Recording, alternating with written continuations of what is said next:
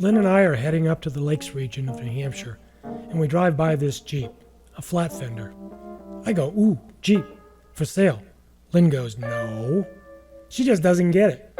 I tell her, if it's there when we drive home, we're going to stop and look. It was, we did. A 1946 CJ2A in really nice shape. Give the owner a down payment and tell him we'll be back tomorrow to pick it up.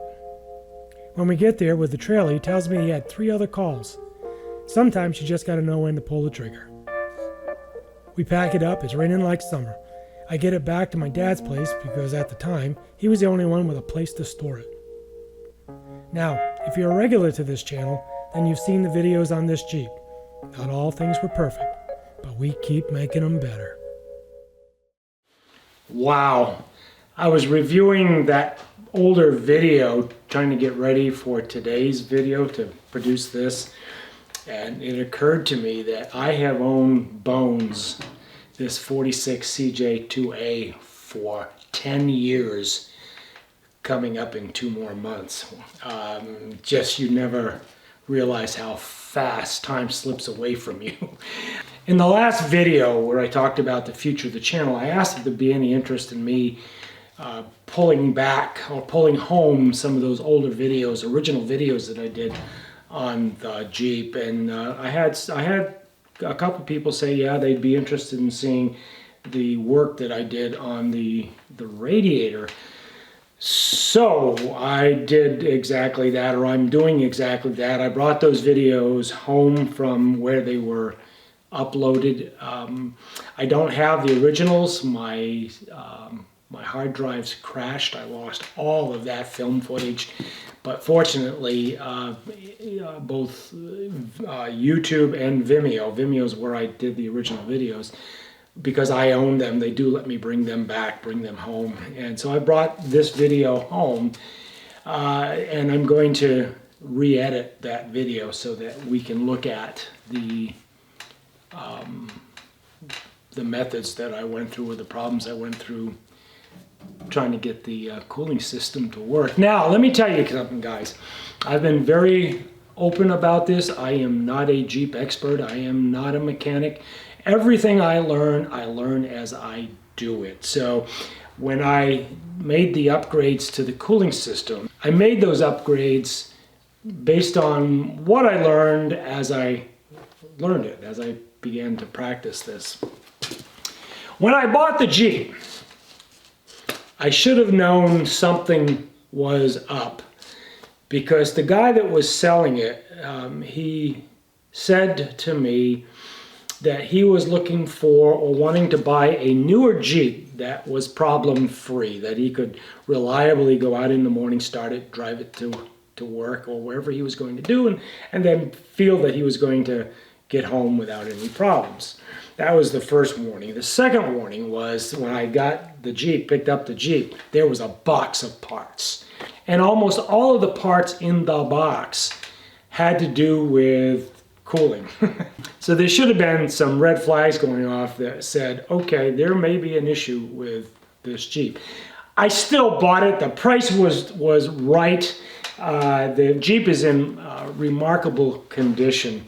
But over the 10 years that I've owned it, I keep making these little upgrades. Now, a lot of these upgrades I've already shared with you on the channel. And this is where I first started actually working on the Jeep.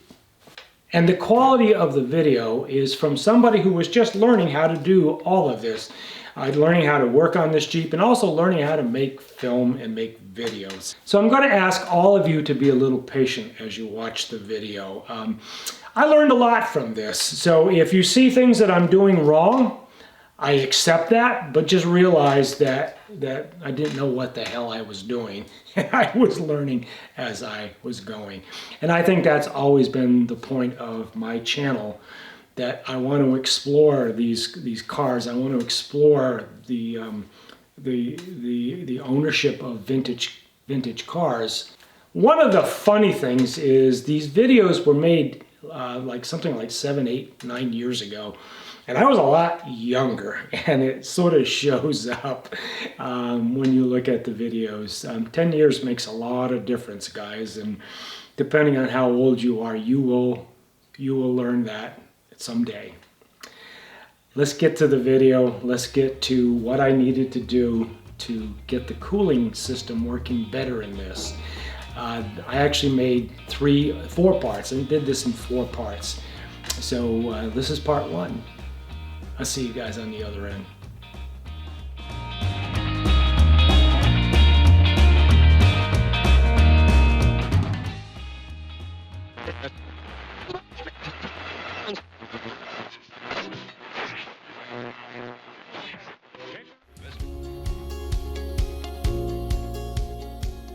Going to do something a little bit different this time. This is the 1946 Willys that I bought a year ago. I bought it up in the Lakes region. Stumbled across it. We were driving up to Winnipesaukee. Drove by this, saw it, and I told Lynn I had to stop and look at it. It was a great deal. It was in pretty good shape. Got to look at it. Went back the next day, looked it all over. Bought it, brought it home, and we used it a little bit last summer. But as we were using it, or as I was using it, it had a little bit of an overheating problem. So this spring, I went through the Jeep, bought a owner's manual for it, and looked at all of the specs for it and grease fittings. God, the grease fittings everywhere. There has to be 14 or 15 grease fittings in this thing, and oil and everything. In the process of going through all this, I also looked to see if I could figure out or understand what the problem with the overheating was, and I think I've got it figured out, and I want to get that fixed. I'll show you here in a few minutes what I discovered and why I think it's overheating. All right, let's talk a little bit about what we need to do to the Jeep to get it to run a little bit cooler. When we run down the highway, and the highway's fairly flat, the thing runs between 160 and 180 degrees, which is what the manual says it should run. When we start climbing hills, it doesn't matter the grade, and we do it long enough, temperature will begin to go up. It'll run anywhere from 200, I've seen it as high as 210 degrees. Whoever did the renovation or the restoration on this originally did a pretty nice job. There are some things that were done very well. There are some things that were, I think they cut a few corners on, and not as well done as it could have. And definitely the radiator was, or the cooling system rather, was one of those that could have had a little more attention. So some of the things that we have to do, the first thing we need to do is I have to replace this thermostat housing. This is one that I took off another engine that we have. It's the proper one for this engine. So at the same time, bought a new gasket and a new thermostat, so that should help guarantee that we're getting that 160 to 180 that we're supposed to have. I haven't taken it off yet, so I don't even know if there's a thermostat in this thing at all. Hopefully there is, and hopefully it's doing what it's supposed to do. So that's one of the things that we need to do. The other thing is, and I'll show you this in a minute, we need to replace these hoses, these radiator hoses that run the coolant from the radiator into the engine block. These are pretty significant. These are really heavy, thick-walled rubber with a steel tube or steel pipe extension. Same with this one that goes into the lower part of the radiator. Heavy rubber with this steel bend. These things are designed so that they don't collapse. When Jeep originally, or rather when Willys originally did this, all their engines had these really heavy-duty hoses on them. Another problem that we're going to show you is the radiator's too low. There is a shim kit that was designed for the Jeep by Willys, and again, it's designed to get that. It does a couple things. First off, it's rubber, so it isolates the radiator from the vibration and the shock when this thing's driving down the road. The other thing it does is it raises the radiator up so you get the proper clearance. I'll show you here in a little bit how close the radiator fan is running to that top hose, and scary close, and you'll get an idea why we've got to get that up. This is cosmetic. This is the actual bracket that attaches the radiator or secures the top of the radiator to the Jeep. This is a reproduction, but it's designed the way it should and the way it should look. The one that's on there whoever did the renovation actually took a piece of threaded rod, bent it so it looks sort of like it's supposed to. So we're going to replace that as well. And one more. This is the shroud that goes between the radiator and the engine, and of course the fan runs inside here. This is all kind of grungy and rusty, and there's rust holes and pits everywhere on it. So we're going to get the old one pulled off and this one put on. This is not an easy one to do. This is not bolted. It's actually soldered to the radiator core itself. There's a guy over in Claremont, Dale's Radiator. Dale's been in business for I don't know, 45 years. Dale used to do radiators for me back in the mid-70s. He recorded the radiator on a 66 Mustang that I had back then. So I talked to Dale about doing this, and Dale says not a problem.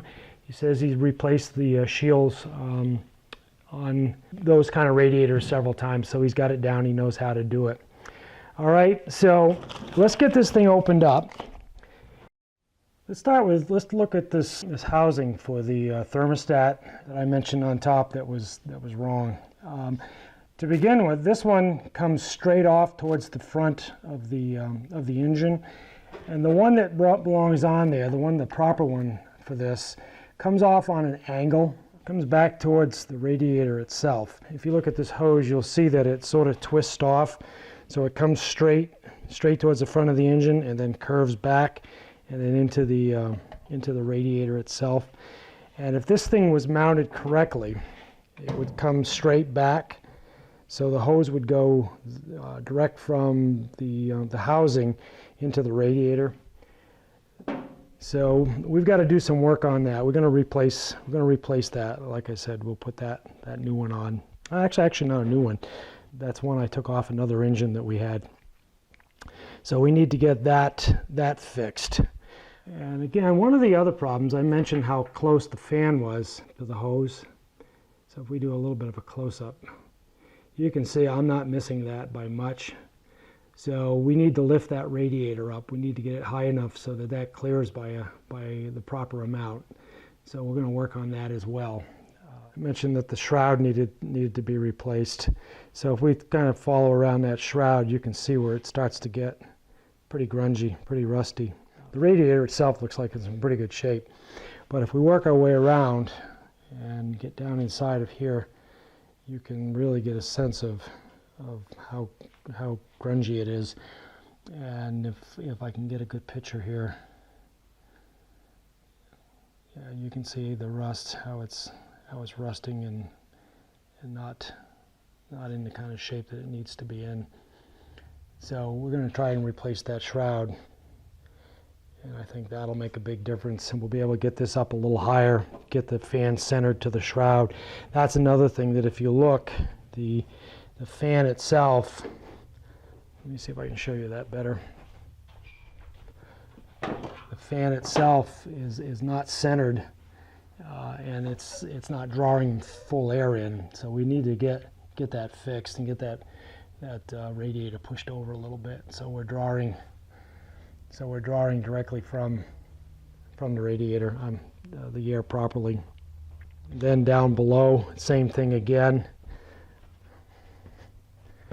Same thing again. This hose right here, it's all spongy. You can squish it, so it can collapse. And once again, this solid one, it's two rubber ends, really thick, heavy rubber ends with a steel bend. So that'll go down inside like this, and that'll make a much better fit, and hopefully get us so that we're getting the proper amount of airflow. So we're going to do that. So we'll get this radiator pulled out. It's not too hard to get it out. I mentioned this bracket right here. That's the one that was made out of threaded rod, and of course this is the one that needs to go on there. So it's a little bit neater, a little bit more like it's supposed to be. We'll do that. These brackets actually go down underneath here. So the thermostat, as I mentioned, the thermostat goes up underneath this housing unit, so we'll get that up under there. We'll get that apart, clean all the crud out, and put a new gasket and make sure that the water's flowing pretty freely. That shouldn't be too big a job. Getting the radiator out is easy. Again, I started to tell you this has to come off, and there's 2 bolts down the bottom, and then the whole radiator lifts out. So we'll get that done. All right, I hope you enjoyed that exploration into the past. And if you enjoyed the video, please give it a thumbs up. Subscribe to the channel if you haven't already. We got more of this stuff coming. Thanks for being here, guys. I appreciate you. I love you, and I will see you in the next video.